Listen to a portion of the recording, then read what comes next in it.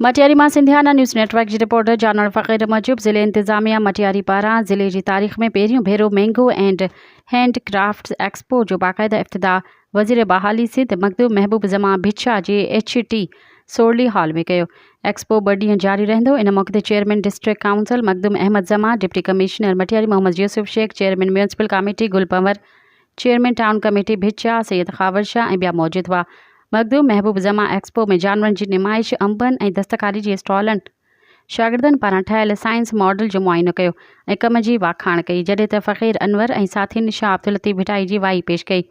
Expo खे ख़िताब कंदे वज़ीर बहाली सिंध मखदूम महबूब ज़मा चयो त मटियारी ज़िले में पहिरियों भेरो मैंगो एंड हैंडीक्राफ्ट्स एक्सपो कराइण ते दिली ख़ुशी थी आहे। वज़ीर बहाली सिंध ऐलान कयो त हीउ एक्सपो हर साल मुनक़द करायो वेंदो त जीअं भिच्छा, हाला, मटियारी ऐं सैदाबाद जे शाहकार हथ जे हुनरनि, अंबनि तोड़े ॿियनि ज़रई फसलनि जी पज़ीराई ऐं बहितर मार्केटिंग जा मौक़ा मिलनि।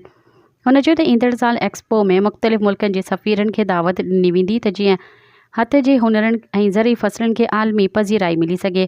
मशहूरु आबादगारनि पारां अंबनि जूं 40 जिन्सियूं रखियूं वयूं आहिनि। सोशल वेलफेयर खाते जे सहकार सां NGOs ऐं हुनरमंदनि पारां दस्तकारी जा 12 स्टॉल लॻाया विया। चौपाई माल जी नुमाइश में साउथ अफ्रीका जे नंढे कद वारो पोनी घोड़ो ख़ासि तौर ते ॿारनि जी तवजा जो मर्कज़ रहियो।